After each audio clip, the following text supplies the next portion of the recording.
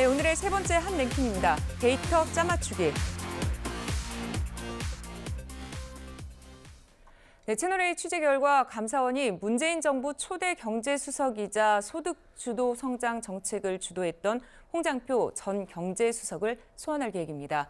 홍장표 전 경제수석, 이현종 의원님, 네. 소득주도 성장 그야말로 대표적인 주자 아닐까요? 그렇죠. 홍 수석 전 수석 같은 경우는 뭐 이제 이어서 KDI 원장도 했고요. 네. 대표적으로 이제 소주성 이게 이제 최저임금의 인상을 통해서 어떤 소득을 높여 나가면 실제 이 소득이 주도가 돼서 경제 성장을 이룰 것이다. 굉장히 경제학계에서도 굉장히 소수 의견입니다. 네, 논란이 많았죠. 그렇죠. 그런 의견들을 이제 문재인 정부가 해서 이 최저임금 1만 원 정책을 폈지 않습니까? 네. 최저임금이 초기에는 뭐 16% 급격하게 인상이 됐었죠.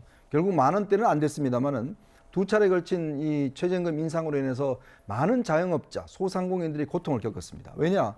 이 실질적으로 세금 이제 최저임금 인상이 되면 이 임금을 줘야 되는데 문제는 임금을 주려니까 수익 자체가 없는데 그러니까 결국은 해고로 이어졌고 소상공인들 같은 경우는 뭐 본인들 집 가족들이 나와서 일을 하기도 하고 그러니까 결국은 이 소득주도 성장이 처음부터 무리한 정책이었다라는 게 되어 있는데 문제는 이걸 합리화하려다 보니까 네. 당시에 초기에 이 통계청의 통계가 보면 소득주도 성장에 실제 효과가 없다는 통계들이 나왔잖아요. 네. 그러다 보니까 청와대에서 문재인 대통령은 90% 긍정적인 효과다. 이렇게 이야기했고 하니 보니까 통계청에다가 당시 황수경 통계청장이 있었는데 이 통계청장이 갑자기 경질을 됩니다. 네. 그 다음에 있는 통계청장에 들어왔을 때는 이 소주성의 효과가 있다는 통계들이 결과가 많이 나왔어요. 이제 그러다 보니 이게 이제 지금 문건으로도 여러 가지 당시에 긍정적인 좀 자료를 발표해주기 바란다 뭐 이런 요청들을 했다라는 지금 자료들이 나왔다는 거거든요. 그렇다면 결국 통계가 틀리면요. 이 통계를 기반으로 하는 경제 정책이 틀립니다. 네. 경제 정책이 틀리면 어떻게 했습니까? 경제가 망하게 되는 거죠. 최근 대표적인 게 문재인 정부의 집값 문제하고 바로 이 소주성 문제입니다. 집값도 우리가 국민들이 느끼기에는 엄청나게 올랐는데 별로 안 올랐다라는 통계가 계속 나왔잖아요. 네. 마찬가지로 이런 소득주도 성장에 이것도 통계 조작이라는 것은 굉장히 중대한 범죄입니다. 그래서 이제 감사원의 감사를 거쳤고 그 증거들을 좀 발견한 것 같아요. 그래서 네. 아마 검찰 수사가 이어지는 것 같습니다. 네, 방금 말씀하신 통계와의 차이 지금 보시는 이 영상에서 보실 수 있는데요. 지금 이 그림에서 보시면요. 2017년에 최저임금을 16.4% 인상을 했습니다.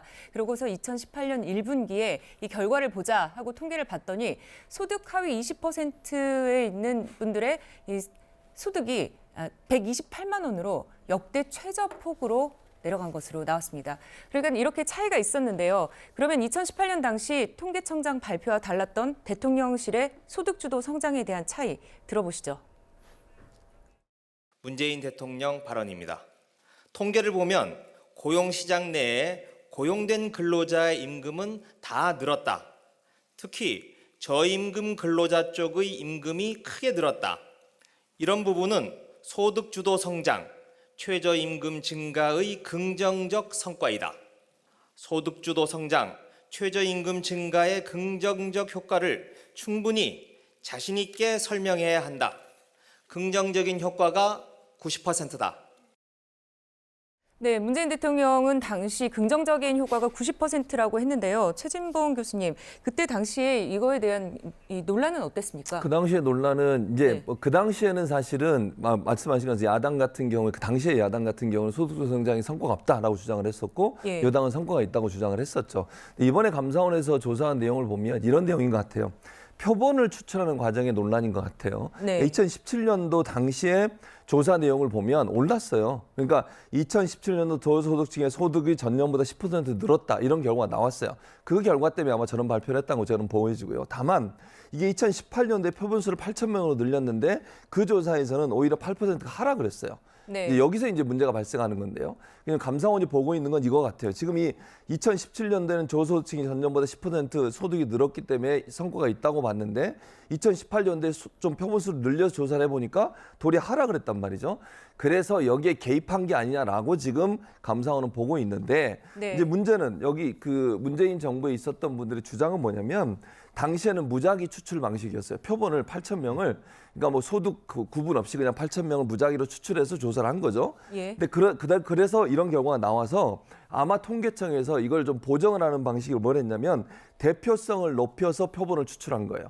그러다 보니까 이제 표본이 소득 수준에서 몇 퍼센트 이렇게 뽑았겠죠. 예.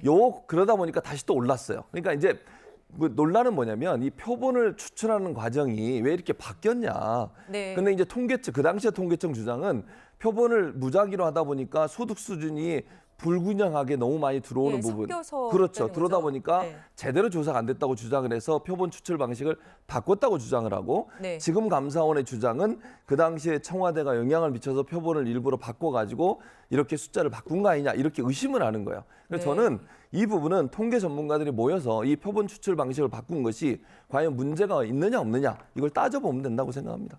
네. 홍장표 전 경제수석 역시 당시에 기자간담회를 열고 또 통계청 발표를 반박했는데요. 그 모습 보시죠. 하위 20%와 상위 20%의 소득 격차가 급격히 늘어났다는 결과를 발표했습니다. 뜻밖의 결과였습니다. 보다 세밀한 분석을 통해 그 원인을 밝혀내는 것이 매우 중요했습니다.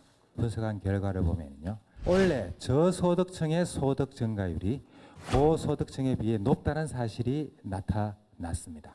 저소득층일수록 소득 증가율이 높고 작년보다 높은 소득 증가율을 보이는 것으로 확인되었습니다. 이번 대통령님의 말씀은 이러한 국책연구기관의 분석 결과를 바탕으로 해서 나온 것입니다.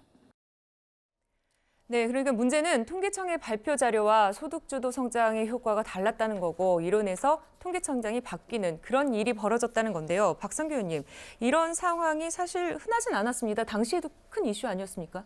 이 사태를 보면서 제가 인용을 하고 싶은 속담이 하나 있어요. 영미권의 유명한 속담이고 실제로 미국의 저명한 통계학자인 캐럴 라이트 박사가 한 말인데 먼저 영어를 좀 간단히 쓰자면 Figures don't lie, but liars do figure란 말이 있습니다. 이게 무슨 말이냐면 숫자는 거짓말을 하지 않는다. 그러나 거짓말쟁이들은 숫자를 가지고 거짓말을 한다. 장난질을 친다. 이런 말이거든요.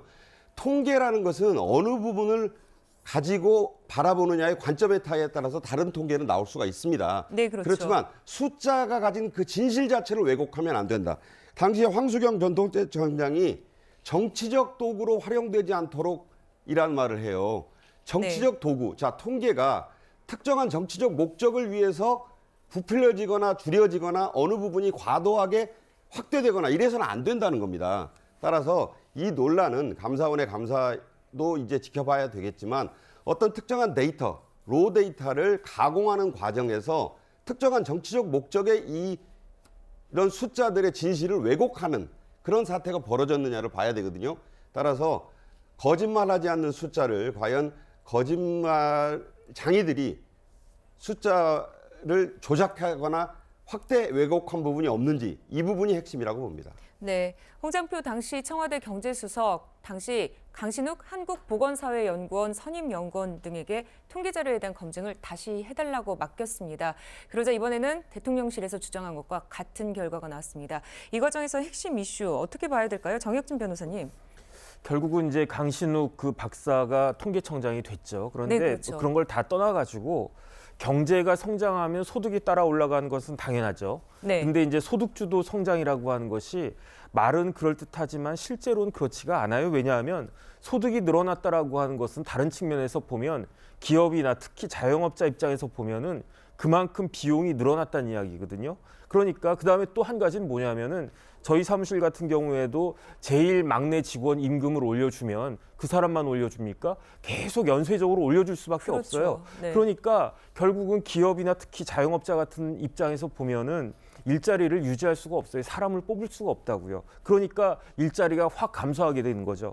그렇기 때문에 만약에 이제 일자리를 잃지 않고 유지하는 그러한 근로자 입장에서 보면은 소득이 올라가는 게 맞아요. 하지만 일자리를 잃은 근로자들은 소득이 하나도 없어지게 되는 거고요. 그렇기 때문에 실질적으로는 개개인이 아니고 하위 20% 소득자 합산에 보면은 역대급으로 이게 하락했다라고 하는 게 제 생각에는 맞아 보이거든요. 그다음에 네. 저희가 그 소득주도 성장을 봤을 때 실질적으로 피부에서 느꼈던 거고, 다시 말해서 당위를 현실에 맞추는 것이 그게 맞는 것인가 그런 생각이 들고, 그다음에 제가 봤을 때는 그런 식으로 현실적으로 이런 부분들이 나타났는데 그럼에도 불구하고 워낙 소득주도 성장이 문재인 정권의 아주 핵심적인 그러한 그 프로파간다였기 때문에 이 부분에 대해서 어떠한 그 의심이 가는 것은 사실 부인할 수 없는 사실이 아닌가 싶습니다. 네, 또 감사원이 청와대에서 국책연구기관으로 이 통계 원본 데이터가 곧장 전달된 거에 대해서도 좀 얘기가 나오고 있는데요. 이현정 의원님, 이 부분은 뭐가 문제입니까? 그러니까 결국은 이제 뭐 청와대가 좋은 내용을 부탁한다, 뭐 이런 이야기를 이제 통계청에 했다는 거죠. 네. 그러니까 우리가 어떤 평가를 할 때는 똑같은 기준으로 평가를 해야 됩니다. 네. 예를 들어서 뭐 2021년도하고 2020년도의 평가 기준이 다른데 그거를 동일선상에 놓고 평가는 말이 안 되잖아요. 그렇죠. 우리가 여론조사를 할 때도 인구 표본수를 다 뽑습니다. 자, 20대 몇 퍼센트, 30대 몇 퍼센트, 그걸 가지고 이제 우리가 하잖아요. 근데 꼴대를 바꿔버리면 결과가 틀리잖아요. 그러니까 지금 이 똑같은 현상이 나타난 겁니다. 당시에 집값 문제도 마찬가지예요.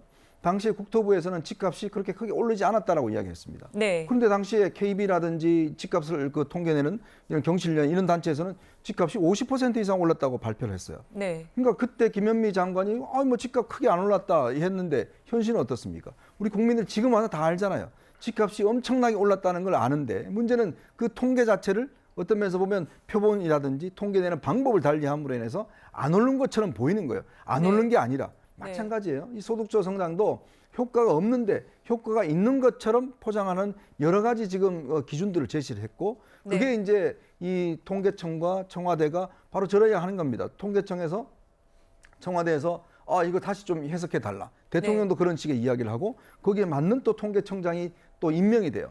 그러다 보니까 통계청이 그렇게 했고, 자, 그러면 이거는 어떤 면에서 보면 국가의 통계를 조작한다는 거는 이거는 저는 굉장히 중대한 사태라고 봐요. 앞으로 예를 들어 통치권자가 본인이 한 정책을 좀 더 좋게 보이게 하기 위해서 통계청에 이야기를 하는 거죠. 그거 좀 자료 잘 나오게 해주세요. 그러면 그 내용이 뭐가 포함되어 있겠습니까? 알아서 해달라는 마사지를 하라는 이야기 아니겠습니까?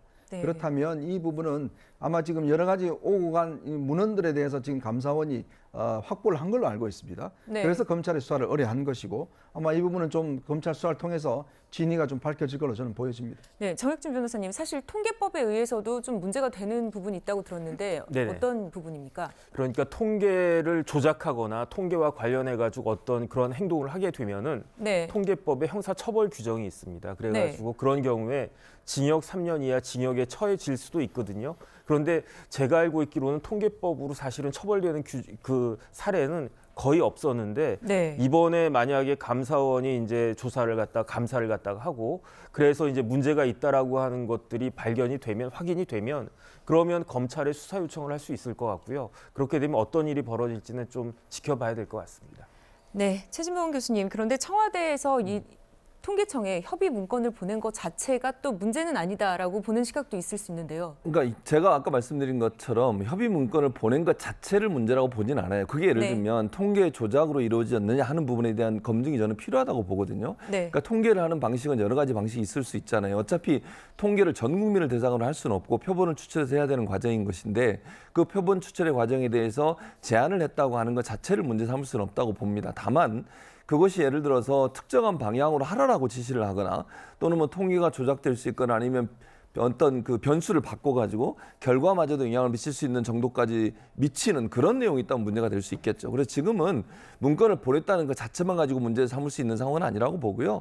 그 문건의 내용이 뭔지 그리고 정말 통계적 상황에서 봤을 때 그런 제안을 하는 것이 타당성이 있는지 없는지 하는 부분에 대한 검증이 전문가들을 통해서 이루어져야 한다고 생각을 합니다.